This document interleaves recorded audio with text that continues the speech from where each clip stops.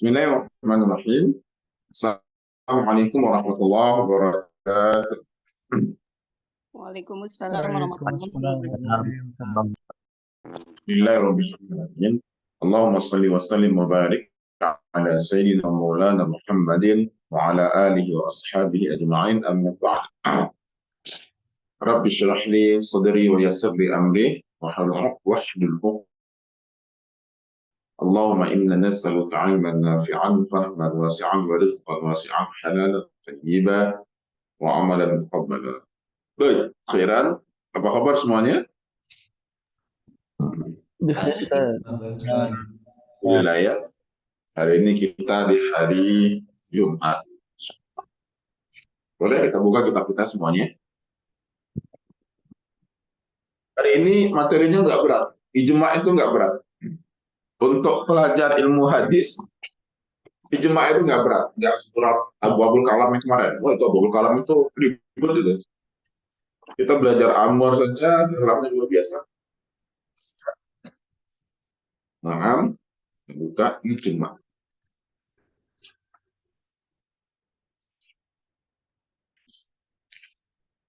قال المؤلف رحمه الله تعالى ونفعنا الله به وبعلومه وبعلومكم بعلوم سائر الصالحين في الدارين إلى أن قال وأما الإجماع dan adapun ijma' itu adalah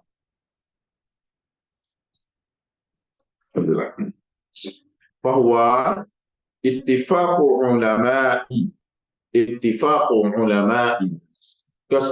kesepakatan ulama. Baik.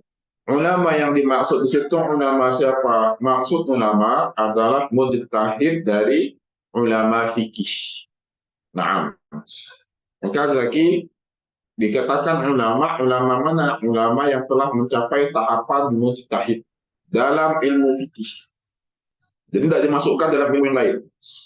Nah, ini benar-benar seorang ulama yang ahli dalam fikih, bukan ilmu usul, bukan ahli ilmu usuluddin, ilmu usul hadis, ilmu usul Quran, bukan. Dan dia memang telah mencapai tahap seorang mujtahid. Itu menariknya. Nah, Ustaz, iya, saya sama Kang Yusron, sama Kang Agung, kami alumni Syarihus Sunnah bikin kesepakatan, duduk kumpul banget.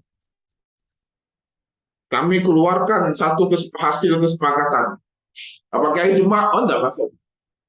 Enggak bisa dibilang ijma'.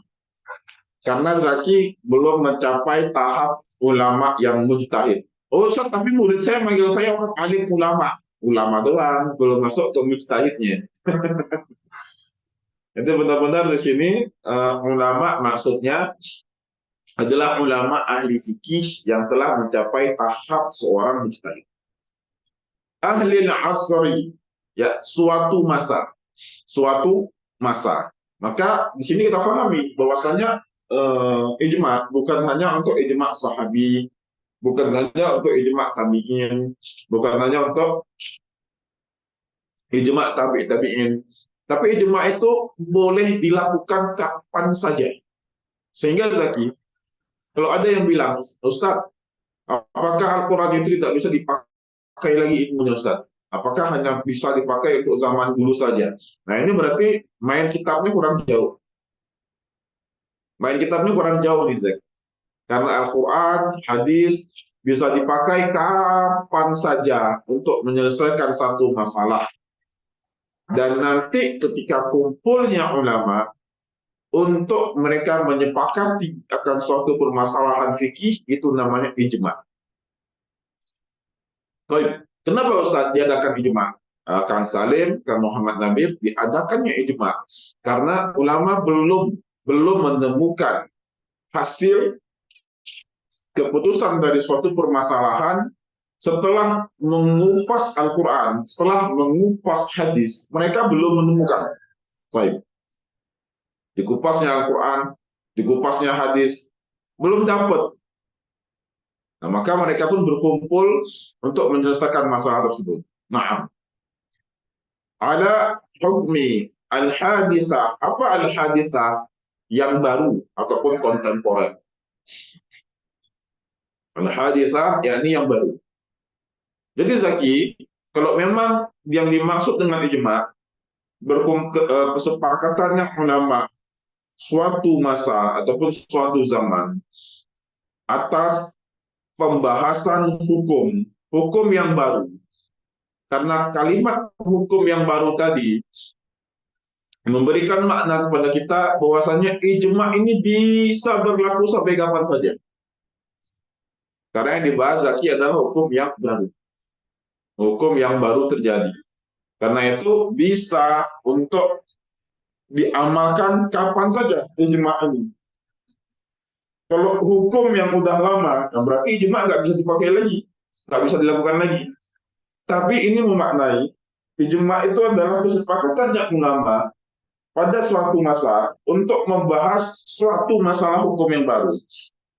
Menunjukkan ijma itu bisa diaplikasikan kapan saja ketika datang suatu hukum yang hukum itu membicarakan masalah baru atau masalah kontemporer. Nah, wa na'ni al-hadisah fala yu'tabaru wifaqul awami lahum, dan tidak diiktibarkan di situ, tidak dipedulikan ataupun dipertimbangkan akan suara atau kesepakatannya orang-orang awam. Nah, fala yu'tabaru wifaqul awami lahum, kayak orang-orang yang awam itu yang tentu tak diterima atau apa didengar gitu.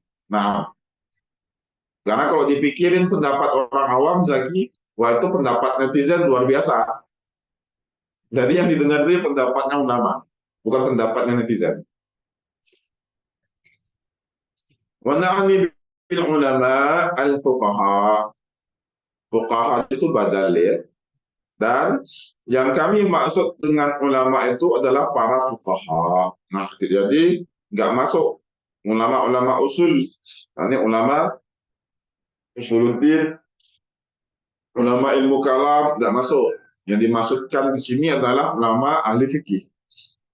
Pada yu'tabaru muwafaqatul usuliyyin lahum, maka tidak dipertimbangkan juga, tidak didengar juga kesepakatannya ulama ahli usul.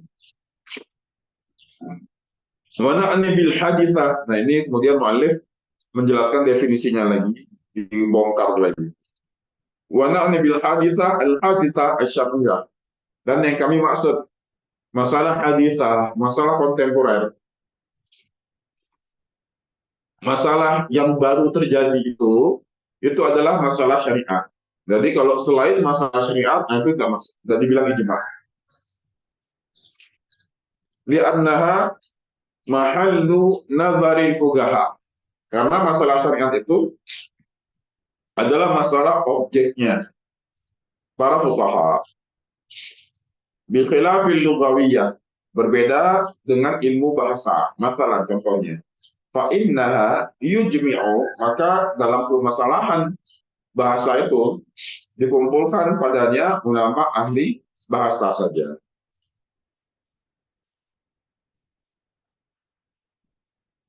Baik, kita ulangi. Ijma apa definisinya? Berkumpulnya para ulama ahli fikih di suatu masa untuk membicarakan masalah baru atau masalah kontemporer yang terkait dengan urusan syariat. Itu definisi ijma secara dasar. Yakni berkumpulnya ulama atau kesepakatannya para ulama untuk, ulama itu ulama apa? Ulama ahli fikih, untuk membicarakan suatu masalah baru, yakni masalah yang kontemporer dalam urusan syariat.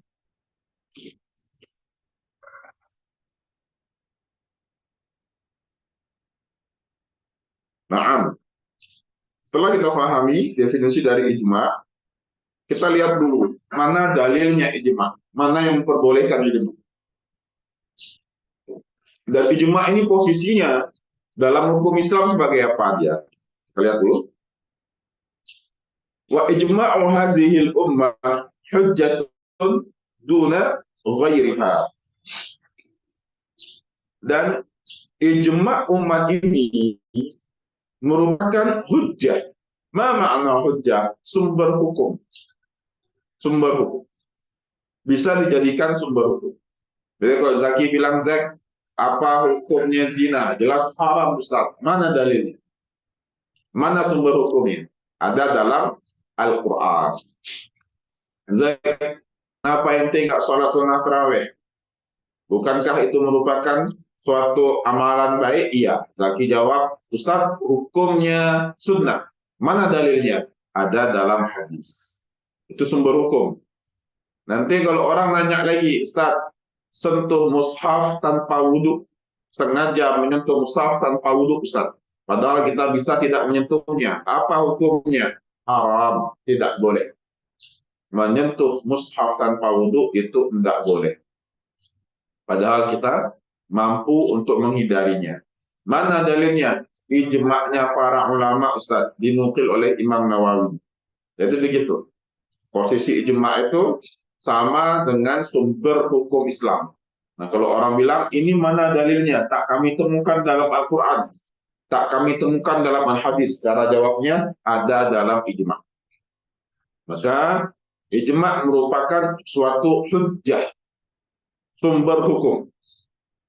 Duna ghairiha, untuk umatnya Rasulullah, tidak untuk umat selainnya. Litauli sallallahu alaihi wasallam, la tajtami'u ummati ala dhalalatin, rawahu Tirmidzi wa ghairuhu. Ini hadis, tolong dihafal Zaki dan Bapak Ibu semuanya. Ini hadis yang menjadi sumber bahwasanya ijma' itu bisa menjadi hujjah. Ma makna hujjah? Hujjah itu sumber hukum Islam yang nantinya pasti dia. Udah, nggak usah diperdebatkan lagi.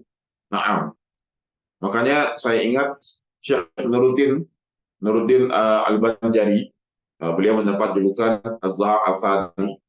Beliau orang Indonesia. Sekarang buka pondok itu di Bogor, Mahat Az-Zain. Luar biasanya, dalam sebuah ceramah beliau mengkritisi ada ulama akhir zaman itu menentang beberapa ijma' yang telah disepakati oleh ulama zaman dulu.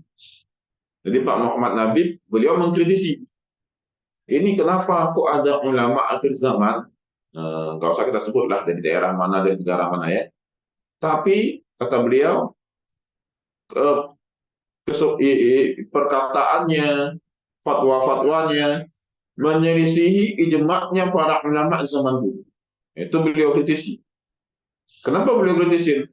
Karena kalau udah ijma' para ulama zaman dulu, kita tinggal ngikut.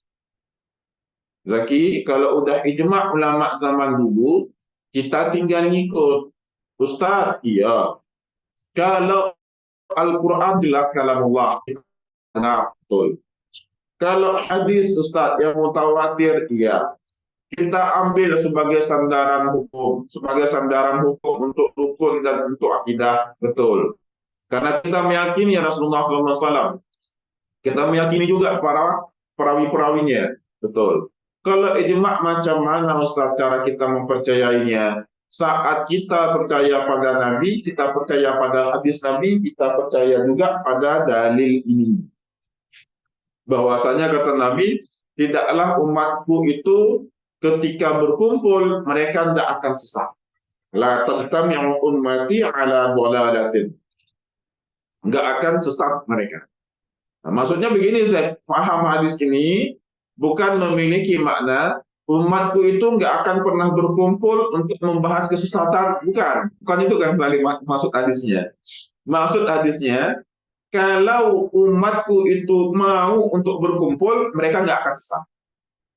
Kalau umatku itu mau untuk berkumpul, Allah akan bukakan arah pada mereka dan mereka nggak akan jatuh dalam kesesatan. Itu makna hadis. Jadi ketika para ulama telah berkumpul, maka kesepakatannya itu bisa dijadikan dalil karena mereka akan dijauhkan dari kesesatan dalam mengemukakan pikiran dan pendapat. Hakata. Wa syar'u warada, dan syariat syarak telah meriwayatkan bi ismah. Ma makna ismah? Ismah maknanya jauh ataupun dijaga dari kesalahan. Maksum ya. Hadhil umat ini. Karena syariat telah menjaga akan kemaksumannya umat ini, dijaga ismahnya dari segala macam kelalaian, sehingga ketika berkumpul para ulama tadi, insya Allah hasil keputusan mereka dijaga oleh Allah dari kesesatan. Nah ini dalil ijma itu boleh menjadi suatu hujjah dan menjadi suatu sumber hukum Islam. Baik, nastamir di hadis hadis wa nahwihi, atas petunjuk hadis ini dan selainnya. Wal ijma'u, lihat ini Zaki, wal ijma'u hujjatun 'alal asri tsani. Apa makna hujjatun 'alal asri tsani? Maksudnya ijma itu bisa juga menjadi hujjah untuk generasi tsani, generasi setelahnya. Ijma yang telah dilakukan oleh para ulama di zaman tabi'in itu nanti bisa menjadi hukum terus bagi generasi setelahnya sampai hari kiamat. Zaki, nyentuh mushaf tanpa wudhu apa hukumnya, Zaki?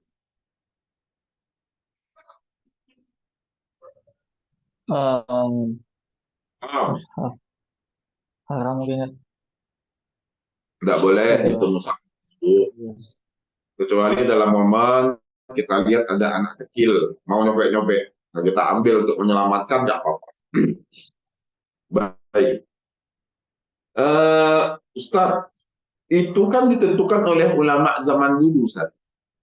Apakah kesepakatannya dalam ijma ulama zaman dulu itu hanya untuk mereka saja, atau kesepakatan itu berlaku untuk kita? Kesepakatannya berlaku sampai hari akhirat. Jadi Kang Salim, ketika ulama dulu udah berkumpul ahli mujtahid dan mereka mengeluarkan pendapat, maka pendapatnya itu, dalilnya itu berlaku untuk generasi setelahnya. Maka Kang Teguh tak perlu lagi kita keluarkan fatwa. Nah, misalnya Ustadz, saya nak cari hukum akan suatu masalah. Oke, Kang Teguh, coba antum cari dulu dalam kumpulan ensiklopedia ijma'nya ulama. Oh Ustadz, dah dibahas Ustadz oleh ulama dulu. Udah keluar ijma'nya. Cukup, antum nggak usah memperlelah diri lagi. Tapi saya mujtahid Ustadz. Saya boleh keluarkan fatwa. Nggak usah bikin-bikin capek diri lagi. Ngikut aja yang udah diijma'kan oleh ulama. Itu ijma'nya lama Ustaz. Ijma' zaman tabi'in dulunya. Ikut aja ijma' tersebut. Karena ijma'nya para sahabat, ijma'nya tabi'in, ijma'nya tabi'in dan ulama mutaqaddimin itu terus bisa dipakai sampai hari akhir. Nah, itulah makna wal ijma'u hujjatun 'alal 'asri tsani wa man ba'dahu, dan juga setelahnya. Wa fi ayyi 'asrin kana, dan di setiap masa min asri sahabat, dari zamannya sahabat, wa man ba'dahu, dan hingga zaman sampai hari kiamat.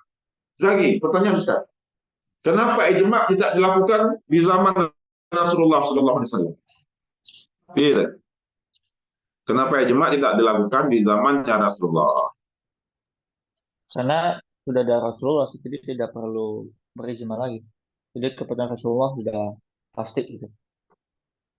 Sudah Nabi, buat apa lagi ijma ya? Tinggal nanya ke Nabi. Ya. Bagus tuh, betul.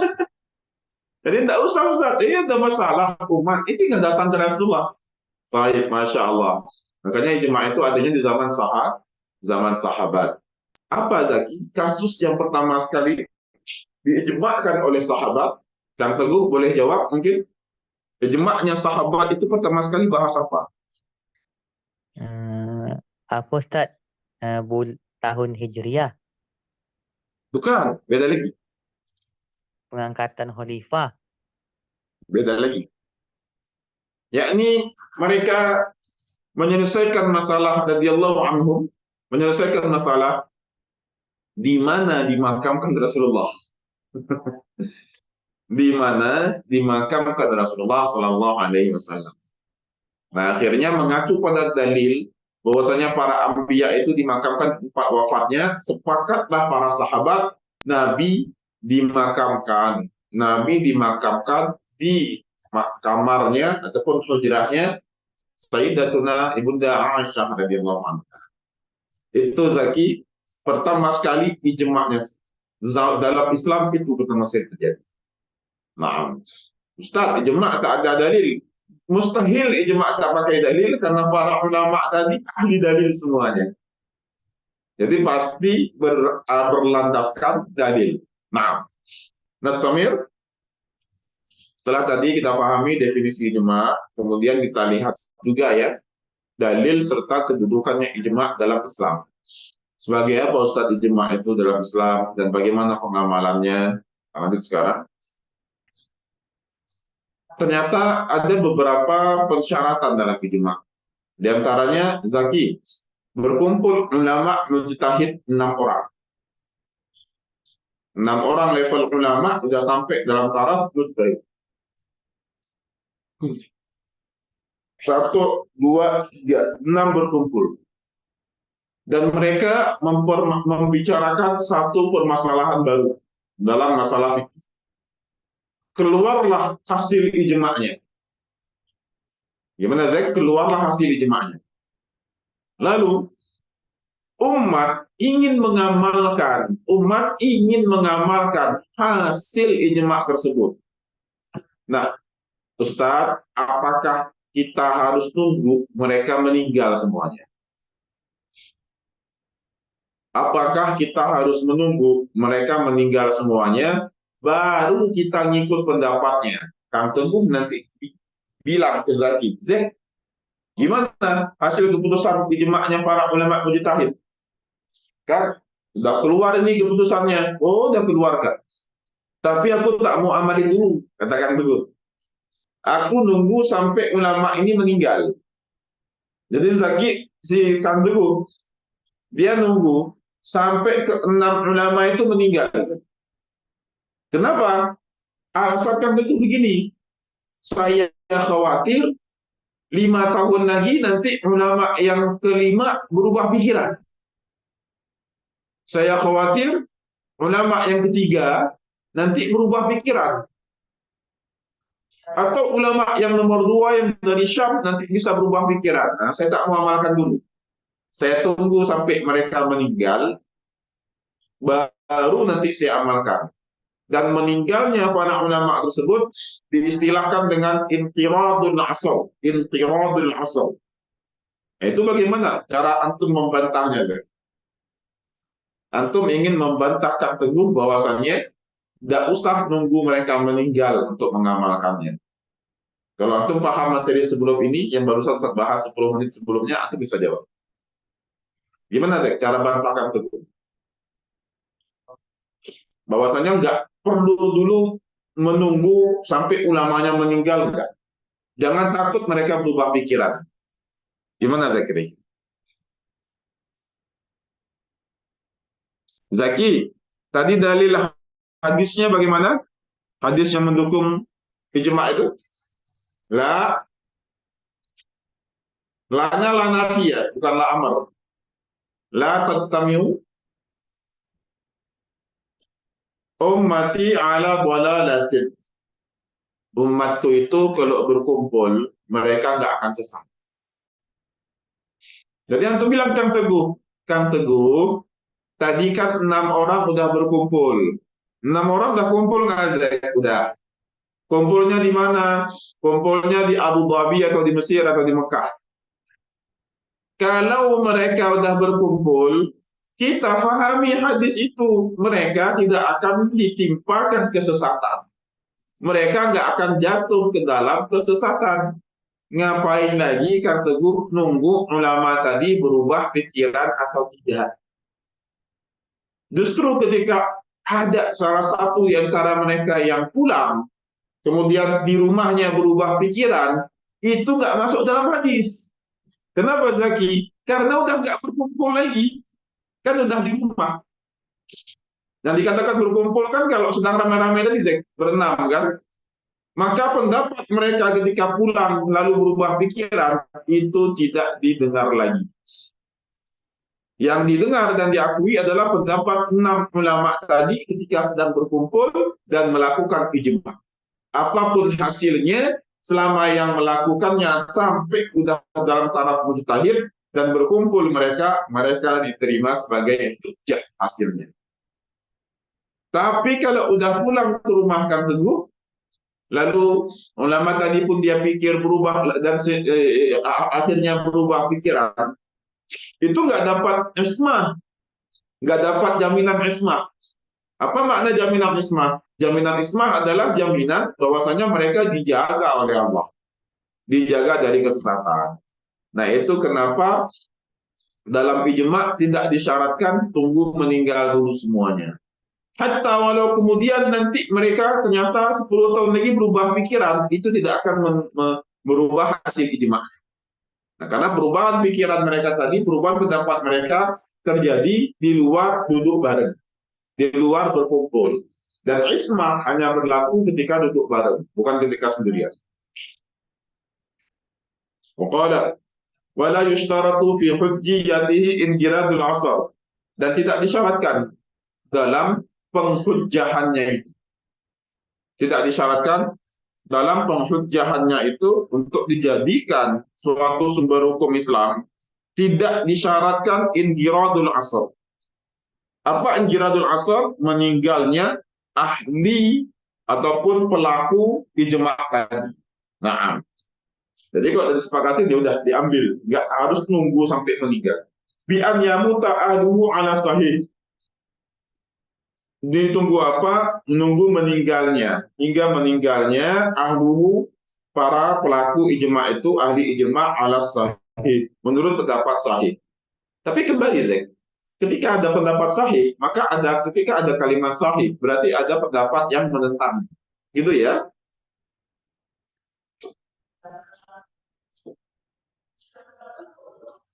Ala sahih di sini maksudnya Kang Nabi menurut pendapat yang sahih.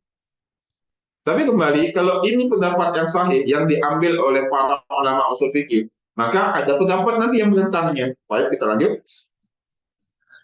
Lisukuti ahli adillati fiqhiyati anhu. Karena ahli adillah, para pakar, itu udah diem. Diem di situ maksudnya udah setuju ya. Karena udah diemnya atau setujunya para pakar dalam masalah ini. Waqila, itu tadi, kalau ada pendapat sahih, ada pendapat yang berkhilaf dengannya, ataupun yang berbeda dengannya. Dan dikatakan, lihat Zaki, kalau qila, kita temukan qil dalam kitab. Apa makna qil? Qil itu maknanya pendapat lemah, bukan pendapat yang sahih. Tapi ada pendapatnya, yang mengeluarkannya juga ulama. Hanya saja tidak ramai yang ikut. Tidak ramai yang menyetujuinya ya. Waqila yushtarat. Dan ada yang mengatakan itu disyaratkan. Jadi tunggu dulu para ahli ijma' meninggal baru diamalkan. Lijawazi an yaqra'a li ba'dihim ma yukhalif ijtihadahu fayarji'u anhu. Tapi ada yang menyarankan. Kenapa? Karena nanti yaqra'a itu ada yang mencoba berpikir dan mempertimbangkan. Kemarin saya menyetujui, tapi saya pulang lagi. Ini sepertinya kurang cocok deh. Itu maksudnya. Naam. Ma yukhalifu ijtihadahu. Apa-apa yang menentang ataupun bertentangan dengan pendapatnya. Fayarji'u anhu. Maka dia pun nanti ingin yarji. Yarji itu ingin mengembalikan dan mencabut pendapat sebelumnya. Wa ujiba, tapi dijawab ataupun dibantah. Nah, dibantah ya pendapat ini yang mengatakan bahwasanya tunggu meninggal dulu baru kita amalkan. Wa ujiba, dan dibantah bi annahu la yajuzu lahu ruju'an li ijma'ihim alaih. Enggak boleh untuk mencabut hasil suara ijma'nya. Kenapa? Karena li ijma'ihim alaih. Karena ijma' membahas akan larangan untuk mencabut kembali pendapat disebabkan ijma' itu hanya boleh dia kemukakan ketika sedang berkumpul. Kalau udah pulang berubah pikirannya, itu tidak masuk dalam ismahnya ijma' enggak, karena tidak sedang berkumpul. Nah, di ijma'ihim alaih. Baik, itu yang menunjukkan bahwasanya ijma tidak disyaratkan menunggu meninggalnya dulu para pelaku ijma. Fa in qulna inna inqirad al-asri syartun yu'tabar. Maka kalau misalnya kita mengatakan bahwasanya inqiradul asri, inqirad meninggalnya semua para pelaku ijma adalah syartun yu'tabar, syarat yang memang bisa ya untuk dipertimbangkan ataupun disahkan fi inqadil ijma, dalam proses diakuinya ijma. Qaulu man wulida. Nah, ini ada kasus seperti ini. Kasus seperti apa? Itu merupakan pendapat orang yang mengemukakan pendapatnya, qaul man wulida fi hayatihim wa tafaqqaha. Ada orang jadi Zek, misal kasusnya gini. Zaki umur berapa sekarang, Zek? 24, 23. 20 Ustaz. 20. Man wulida fi hayatihim, ada orang yang dilahirkan pada masa mereka. Pada masa siapa? Pada masa hidupnya pelaku ijma tadi. Nah, ini capeknya ya Pak Wahyu, Pak Agung, ngaji kitab waragat itu harus banyak dengar gum. Jadi kalau kita ngaji pakai matan tok, capek ke Kang Salim. Capek ke gum, lelah kita. Kenapa? Karena singkat-singkat matanya, penjelasannya harus panjang lebar. Saya aja kan ngagum dulu, Pak Wahyu, Masya Allah. Pak Wahyu boleh tahu umurnya berapa, Pak? Sudah 50-an kan? Sepertinya nyampe, Pak ya. Ini PR bagi kita Kang Salim. Pak Wahyu udah sepuh, tapi semangat ilmunya luar biasa ya. Kang Wahyu berapa, Pak Wahyu? Pak Salim berapa, Pak Salim? Pak Salim ada 40, belum? Udah, Ustaz. Udah ya, Masya Allah. 2 kali umur Zaki, Pak Salim. Tapi wajahnya ya masih imbang-imbang sama Zaki lah. Nah, saya kalau di kelas kajian sunnah ada yang sepuh gitu, salut saya. Dan hampir setiap kelas itu ada yang sepuh, Pak Wahyu. Rata-rata itu ada yang sepuh gitu. Nah, Masya Allah. Walaupun kadang-kadang tidak semua sepuh bisa mengejar materi, tapi yang kita harapkan itu semangatnya para sepuh ini bisa nular ke kita. Gitu. Udah umur 50, 60, masih mau belajar. Luar biasa ya. Baik. Jadi Pak Wahyu, ada perkataan begini. Perkataan orang yang nantinya dia itu dilahirkan di masa hidupnya para ulama tadi, ulama pelaku ijma, kehema. Tadi berapa orang Kang Teguh pelaku ijma, kita contohkan 6 orang. Di masa hidupnya ulama ke-1 sampai ke-6, ada seorang anak laki-laki yang dilahirkan. Dan kemudian watafaqqaha, dia pun belajar ilmu agama, ilmu fikih. Wasara, dan menjadi min ahli ijtihadi walahu, dan menjadi ahli mujtahid dia. Contohnya si Zaki. Si Zaki jadi ahli fikih nantinya. Selesai khadimul sunnah, nanti Zaki masuk lagi ke lembaga lain belajar fikih. Kun banget, Zek. Jarang ngantuk gitu nanti belajarnya. Akhirnya antum pun jadi ahli fikih nanti, Zek. Jadi mujtahid.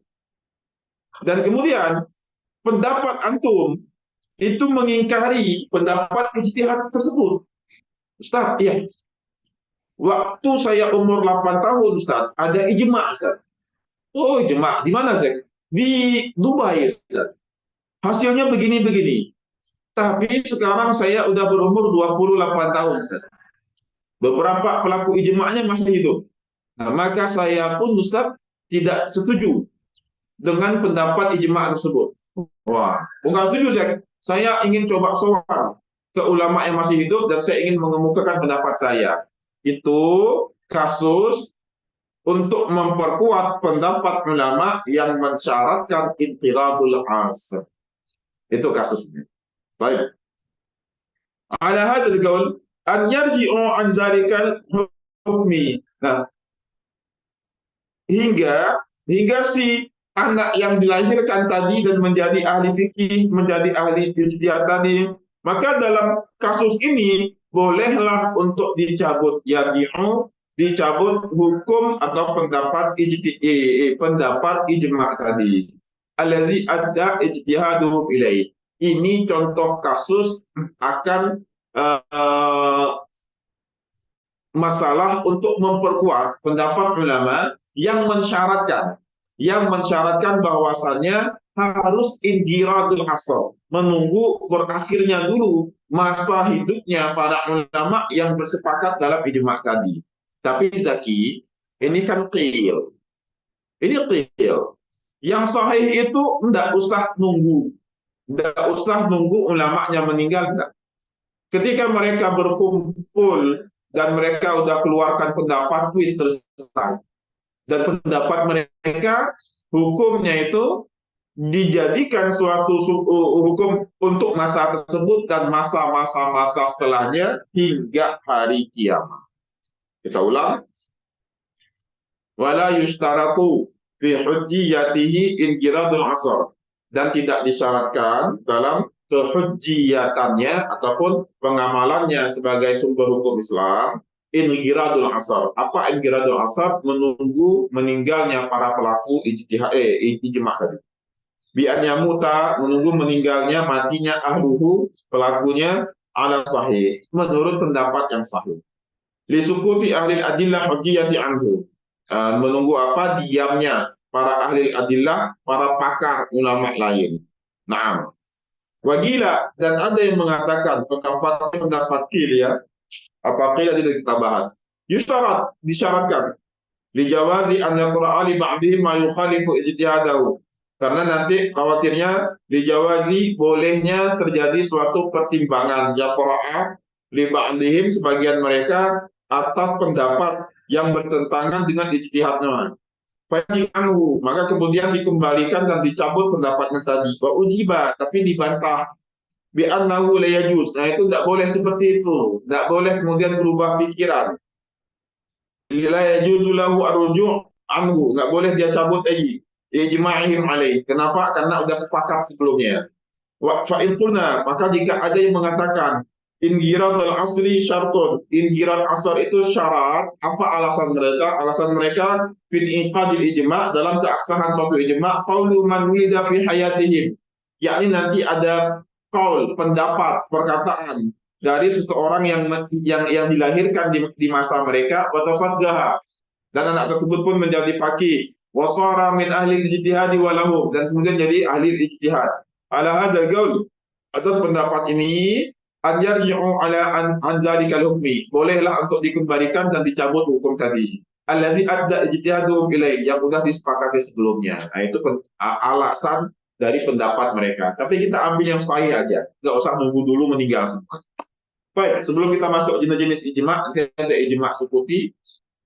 Nah, apa itu ijma' sukuti, Ustaz?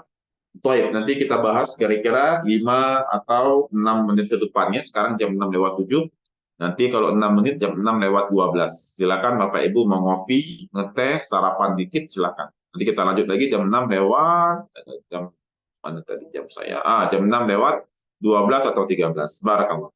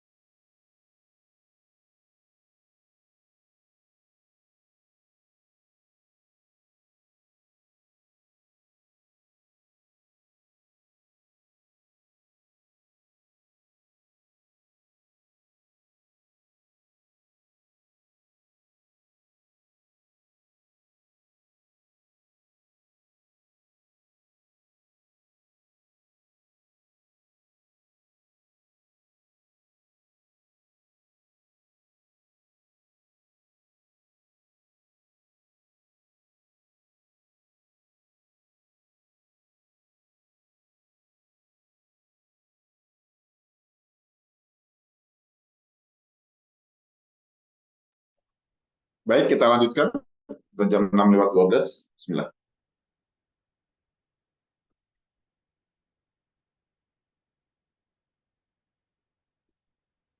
Alhamdulillah. Naam, ijma. Nggak terlalu capek ya belajar ijma, Kang Salim. Nggak kayak kemarin itu khas, kemudian pertentangan dalil ketemu dengan dalil khas. Gimana ini Ustaz? Waduh.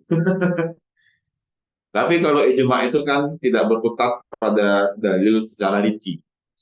Tapi yang kita pelajari itu apa definisinya, apa syaratnya, dan posisinya apa dalam sumber hukum Islam. Jadi nggak sulit untuk memahami ijma. Namun apa Ustaz? Faedah seorang pelajar ilmu hadis dalam mengaplikasikan ijma. Itu yang ingin kita ambil. Saya dalam ilmu hadis cenderung lumayan senang di permasalahan fiqhul hadis. Fiqhul hadisnya itu sendiri. Tapi kalau dalam permasalahan usul hadisnya, itu passion saya mungkin belum di situ. Passion belum. Dulu belajar di Mekah itu, alhamdulillah, dari awal datang sampai akhir, kami belajar ilmu hadis. Dan mempelajari juga mustalahul hadis. Dari kitab mustalahnya Said Muhammad Alwi Al-Maliki. Kemudian pakai juga kitab Imam Ibnu Katsir, namanya Ikhtisar Ulumul Hadis. Dan pakai kitab-kitab yang lain dalam mempelajari ilmu mustalah. Tapi passion saya lebih senang di fiqhul hadisnya. Karena saya dekatnya dengan Syekh Mahlayan dan juga dekat dengan Syekh lain. Dengan Syekh Malayan, beliau lumayan memperhatikan kami, dan Syekh Malayan pakar sekali dalam ilmu syariat dan ilmu fikih khususnya ya. Baik. Faedah untuk penuntut ilmu hadis memahami ijma adalah zaki. Kalau nanti suatu masalah hukum itu udah pernah dibahas oleh ulama dulu dan udah keluar hasil ijma'nya, nggak usah lagi zaki memperlelah diri untuk mengorek-ngorek hadis dan mengeluarkan pendapat baru. Nggak usah. Jadi Pak Salim, kalau udah ada satu masalah zaman dulu dan selesai, nah kita nggak usah lagi memperlelah diri untuk mengorek-ngorek dalil dari hadis. Oh bentar dulu, saya mau cari hadisnya dulu. Buka kitab hadis A, buka kitab hadis B, buka kitab Onden Syamilah, buka semuanya. Nggak usah lagi. Kenapa nggak usah lagi? Karena yang ulama dulu udah tetapkan, maka itulah menjadi suatu hujjah, menjadi suatu hukum untuk kita, untuk orang setelah kita, dan terus-terus sampai akhir zaman. Jadi jangan lagi ulama ahli hadis nanti mencari lagi dalil dalam hadis untuk memahami masalah tersebut. Tidak usah. Karena udah ijma. Kalau udah ijma, udah amat deh. Udah selesai. Baik, kira-kira begitu ya. Nah, itu faedah seorang penuntut ilmu hadis untuk mengaplikasikan ijma. Wa ba'du, jenis-jenis ijma. Wal ijma'u yasihu bi qawli wa bi fi'lihi. Dan ijma itu dianggap sah dengan perkataan mereka dan dengan perbuatan mereka. Bagaimana dengan perkataan? Ka'annya dulu seperti mereka, para ahli ijma tadi berkata, bijawazi syai'in au yaf'aluh. Mereka mengatakan, ini boleh dilakukan. Jawazi syai'in. Mereka mengatakan ini boleh, hukumnya tidak apa. Au yaf'aluh, atau mereka mengerjakannya. Nah, atau mereka yang ikut mengerjakannya. Jadi Zaki, antum dapat kabar, Ustadz, proses ijma yang diikuti oleh 6 orang, ada 1 orang itu diam, Ustadz. Tapi dia mengerjakan. Tapi pulang-pulang dia mengerjakan hasil kesepakatan ijma tersebut. Nah, maka itu masuk dalam ijma juga. Walaupun ada ahli ijma, mujtahid yang diem dari awal sampai akhir rapat ijma, diem aja kan Sarif. Tapi pulang rapat, ulama mujtahid tadi melakukan hasil rapat tersebut. Di mana melakukan hasil rapat tersebut. Nah, maka itu namanya ijma dengan perbuatan mereka. Walaupun ketika di dalam rapat ijma mereka diem semuanya. Nah, hanya diem, nggak bilang A, nggak bilang B. Tahu-tahu pas pulang kok melakukan hasilnya. Nah, itu namanya ijma'nya mereka dengan perbuatan mereka. Wa ba'du fayadullu fi'luhum lahu ala jawazi. Maka perbuatan mereka itu menunjukkan bolehnya perbuatan tersebut, yakni menyetujui perbuatan tersebut yang perbuatan itu adalah hasil. Li'ismatihim, karena ismahnya tadi. Ismah dijaga oleh Allah dari kesalahan dan kesesatan jika sudah berkumpul. Kama taqaddam, sebagaimana yang sudah kita bahas di sebelumnya. Wa biqaulil ba'di wa bi fi'lil ba'di. Nah, sah juga dengan adanya perkataan ataupun kalimat setuju dari sebagian ahli ijma dan juga dengan perbuatan dari sebagiannya. Sebagian mengatakan setuju, sebagian tidak mengatakan apa-apa, tapi hanya diam saja.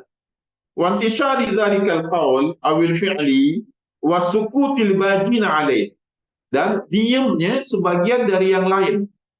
Bagaimana Ustaz kasusnya ada yang diam? Kasusnya begini.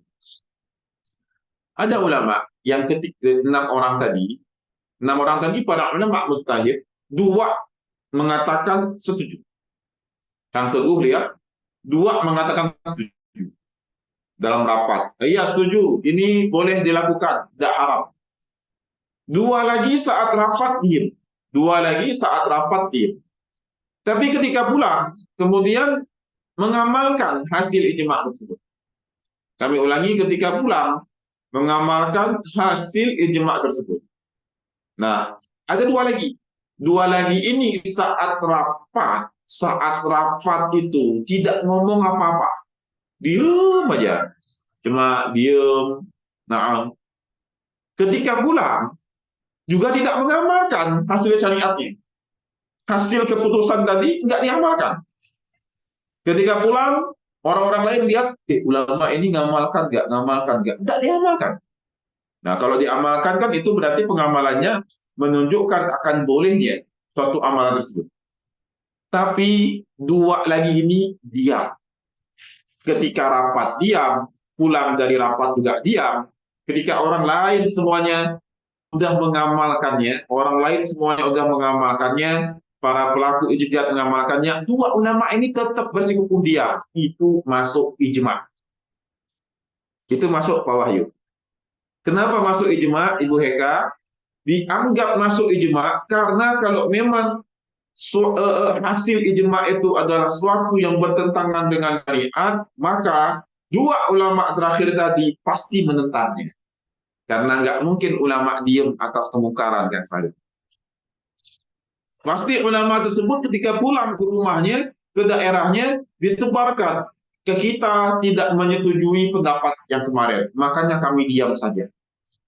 Nah, buat jamaah semuanya, jangan amalkan itu. Makanya kami diam aja. Nah, jadi ketika para ulama itu ketika rapat dia diam, ketika pulang juga dia tidak mengamalkan, dan dia diam juga, tidak menyampaikan kepada jamaahnya bahwasannya dia tidak setuju dengan pendapat tadi, itu menunjukkan nama ijma'nya adalah ijma' sukuti, ijma' diam. Ijma' juga Kak Ustadz, itu namanya ijma' juga. Kenapa dinamakan ijma'? Karena tidak mungkin mereka diam atas suatu kemungkaran. Diam atas suatu kemungkaran. Apa nama ijma'nya Zaki? Apa ijma'nya Zaki? Ijma' suku Putih. mana si Zaki ini? Ke air ya? Oh, kayaknya lagi ke air. Baik, apa namanya Kang Teguh ijma' sukuti. Ini keluar nanti di ujian ya.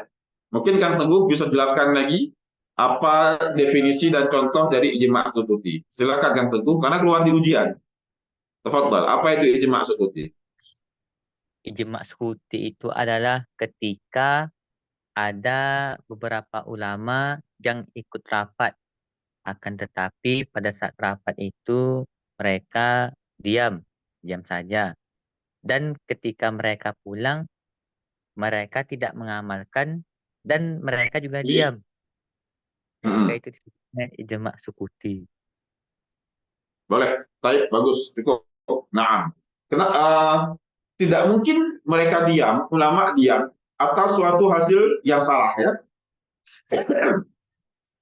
Kalau mereka sudah membantah, mereka melarang jamaahnya untuk mengikuti pendapat tersebut. Nah, berarti ini ulamanya memang mengakui pendapat hasil ijma itu nggak setuju, nggak sejalan sama dia.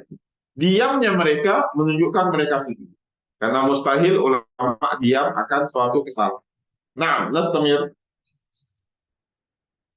sepertinya udah habis. Nah, Nastamir, kita masuk sekarang ke dalam bab kias. Sambil kita ambil sedikit kesimpulan. Akhbar, udah kan akhbar? Kang Teguh, kita pernah bahas akhbar? Udah kak Pak Salim? Saya agak-agak lupa apakah bahas semester lalu atau sekarang. Masalah kabar.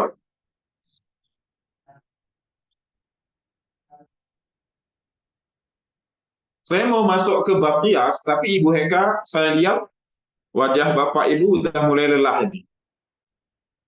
Makanya enggak kita masuk dulu ke bab kias kalau gitu.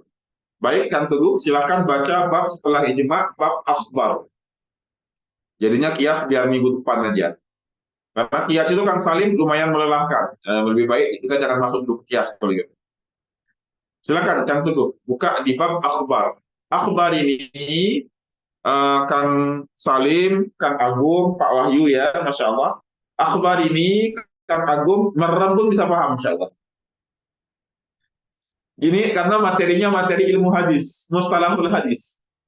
Ya kan, merem pun bisa ini, Pak Agung. Jadi ada beberapa materi ilmu hadis itu masuk ke usul fikih. Nanti ada beberapa materi usul fikih masuk ke usul Quran. 30%.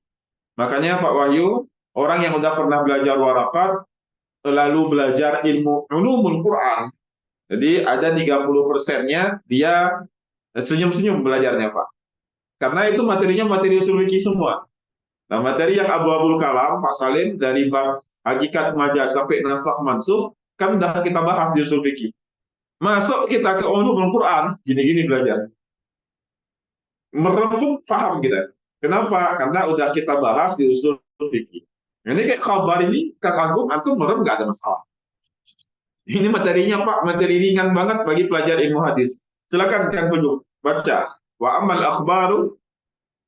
Wa ammal akhbaru fal khabaru ma yadkhuluhu as-sidqu wal kadhibu li ihtimalihi lahu min haitsu annahu khabarun. Kaqaulika Cukup. Ini ilmu balaghah.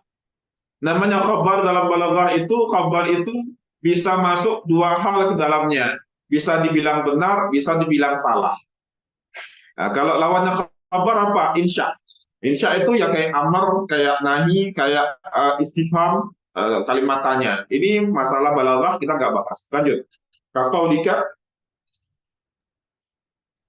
kaqaulika qama zaidun yahtamilu an yakuna sidqan wa an yakuna kadhiban.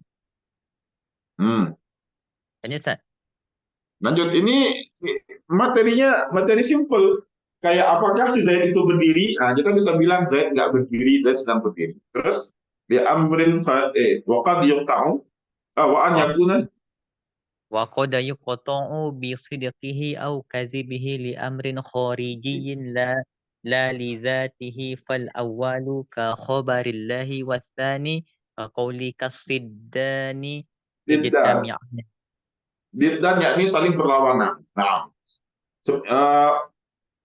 peluang bohong atau jujurnya itu, peluang suatu kabar dianggap benar atau dianggap tidak benar, itu pendukungnya karena ada faktor eksternal, bukan karena faktor internal zatnya. Nastamir, ada sah, bukan bagian yang harus kita pegang. Nah, wal khabar yang kasimu, Lanjut, Ustaz. nah, istamir, والخبر ينقسم إلى dan آحاد kasimu. Nah, ini yun di kitab antum yun kasamu ya. وينقسم Ustaz.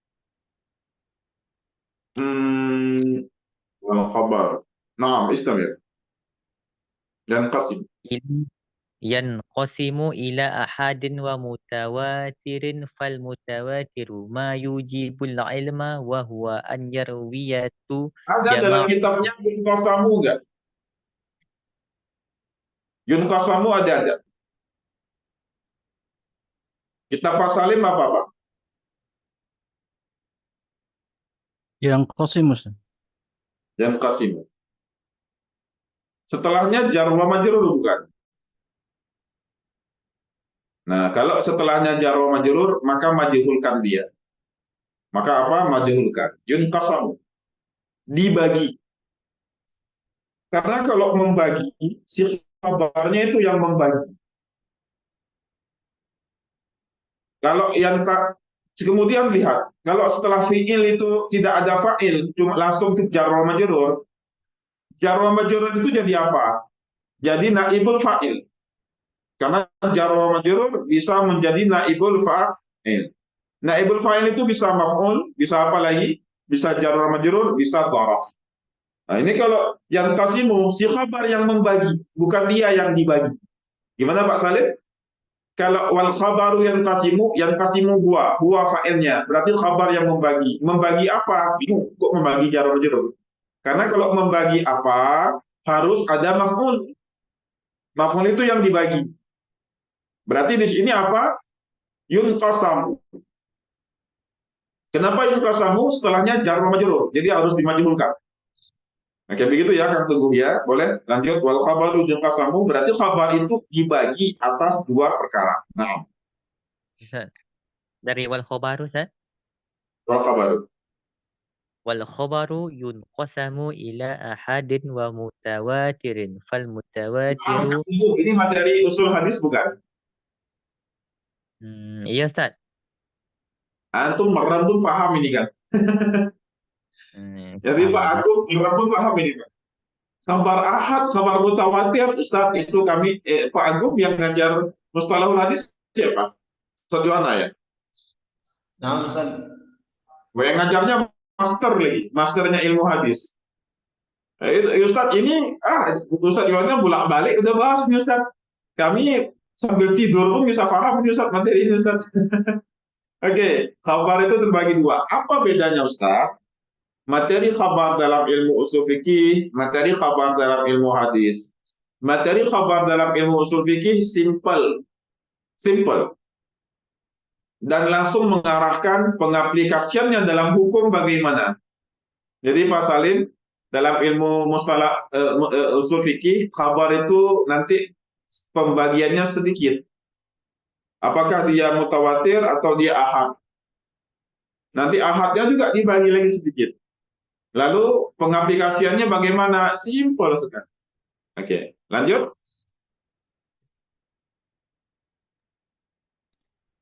Ma yujibul ilma wa huwa an yarwiyatu jama'atun la yaqa'u tawatu'u 'alal kadhibi an mithlihim wa hakadha ila an yantahiya ila al-mukhbari anhu wa yakunu fil asli an musyahadatin aw sima'in la ani ijtihadin kal akhbari. Nah, fal mutawatir, apa makna mutawatir? Mayu jibul ilma. Lihat, sudut pandang usul fikih dalam membahas kabar langsung masuk pengaplikasiannya, pengamalannya. Kabar ini kita bawa ke hukum ranahnya apa? Kalau ilma, berarti suatu keyakinan. Maka bolehlah kabar-kabar dalil mutawatir kita gunakan dalam masalah akidah dan kita gunakan dalam masalah fikih itu di bab rukun dan yang membatalkan. Gitu kan saya. Bab-bab rukun sholat itu dalilnya harus dari mutawatir. Tidak boleh dalilnya yang ahad. Bab-bab yang membatalkan sholat dalilnya harus dari yang mutawatir. Nah, itu masalah penting ya. Baik. Apa definisinya? An-yarwiyahu yang merawikannya jama'atun, itu jamaah rame. La yaqa'u at-tawattu'u, yang tidak mungkin terjadinya suatu kebohongan. Alal kizib di situ ya, tidak sepakat mereka. Tawattu'u tidak mungkin terjadinya kesepakatan untuk berbohong an mithlihim. Daripada sebelumnya juga begitu. Wa hakadha. Demikianlah hingga terus yantahi ilal mukhbar, sampai ke pemberi kabar dan sebelumnya. Nah, kalau hadis sampai ke para perawi, tentunya mukhbar dari sampai ke atasnya itu siapa? Rasulullah SAW. Fayakunu fil asli an musyahadatin. Maka dia itu sama seperti fayakunu menjadi di asalnya, di pemberi kabar yang pertamanya. Dan itu terjadi secara musyahadah ataupun sama'il, la an ijtihad, tidak dengan cara ijtihad. Kalau ijtihad dia ijtihad, kalau kabar ya harus dinukil kabar-kabar dengan cara bertemu langsung, melihat langsung atau mendengar. Nah, istamir kal isbari. Kal akhbari an musyahadati Makkah aw sima'i khabarillahi ta'ala minan nabiyyi sallallahu alaihi wasallam bi khilafil Nah, seperti kabar orang yang menyaksikan kota Mekah. Dia lihat kota Mekah, kemudian dia sampaikan ke orang lain. Nah, kota Mekah itu macam ini, atau orang yang mendengarkan kabar dari Allah. Nah, kabar dari Allah, yakni firman Allah melalui Nabi SAW. Bikhilafil akhbari an mujtahidin fihi ka akhbaril falasifati biqidamil alami wal ahad. Bertentangan dengan kabarnya orang-orang yang berijtihad, orang yang berbicara sesuai ijtihad. Nah, makanya agama itu Zaki, bukan hanya menurut omongan kita, pendapat saya. Kalau Gus Bah bilang, oh kamu itu siapa? Wali bukan, ulama bukan, kok menurut pendapat kamu. Kamu tuh nggak ada faedah, nggak ada peran faedahnya dalam Islam. Tiba-tiba kok menurut saya. Maka dalam Islam itu, Zaki, ilmu itu harus ditekankan dengan sanad. Jadi bukan menurut saya itu nggak bisa. Karena kalau menurut saya nanti terjadi kerusakan pola pikir. Seperti pola pikirnya para filsafah. Para filsafah yang mengatakan bahwasannya alam semesta ini kidam. Tidak, alam semesta ini nggak kidam. Alam semesta ini awalnya nggak ada, kemudian Allah yang mengadakan alam semesta. Allah bersifat kidam. Naam, demikian. Wal ahad, silakan Kang Teguh, ahad itu apa maknanya? Ahad itu apa, Ustaz? Bahwa mugabil mutawatir. Mugabil apa? Kebalikan dari mutawatir. Bahwa allazi yujibul amal. Yang dia itu mewajibkan kita untuk beramal. Maksudnya tidak diambil sebagai suatu dasar daripada ilmu akidah, dari rukun ataupun dari yang membatalkan dalam masalah fikih. Tapi yujibul amal, boleh kita untuk menetapkannya dalam hal amalan, terutama amalan fadailil a'mal. Itu yang ahad ya. Wala yujibul ilma, tapi tidak bisa untuk menetapkan keyakinan dalam ilmu akidah. Lihtimalil khata'i fi, karena ada kemungkinan salah. Nah, maka kalau sudut pandang ilmu usul fikih, tidak banyak berputar ini dalil ahad apa, kabar ahad apa, kabar mutawatir gimana, secara detail tidak. Cuma menjelaskan secara umum dan pengaplikasiannya bagaimana. Oh Ustaz, kalau yang tadi mutawatir itu untuk yakin. Untuk yakin itu maksudnya ilmu, untuk keyakinan, ilmu akidah. Tapi kalau masalah hadis ahad itu apa? Itu untuk nanti masalah amal. Terutama dalam fadailil amal. Lanjutkan. Kemudian ahad itu terbagi berapa? Hadis ahad, kabar ahad itu terbagi dua. Mursal dan musnad. Silakan.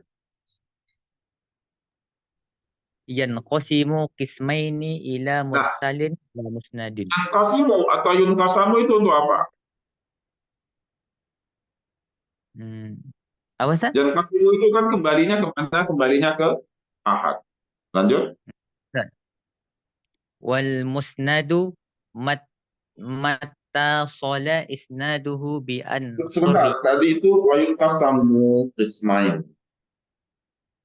Lah, yang kasimu. Kalau ini yang kasimu, betul. Ini yang kasimu. Kenapa yang kasimu? Karena ada maf'ulnya. Baik, Kang Salim lihat ini yang kasimu, bukan yang kasamu. Karena ada maf'ulnya. Mana maf'ulnya? Qismain. Naam. Kabar ahad itu dia terbagi jadi menjadi dua. Kepada mursal dan musnad. Fal musnadu matasala isnaduhu. Bi an surriha irwatuhu kulluhum. Nah, apa itu musnad? Yang muttasil. Tapi perawinya itu nggak jamaah gitu. Zaki, bisa jelaskan apa maksudnya perawi yang secara jamaah dalam khabar mutawatir? Sudah pernah belajar sih? Ya, Ustaz, apa, Ustaz?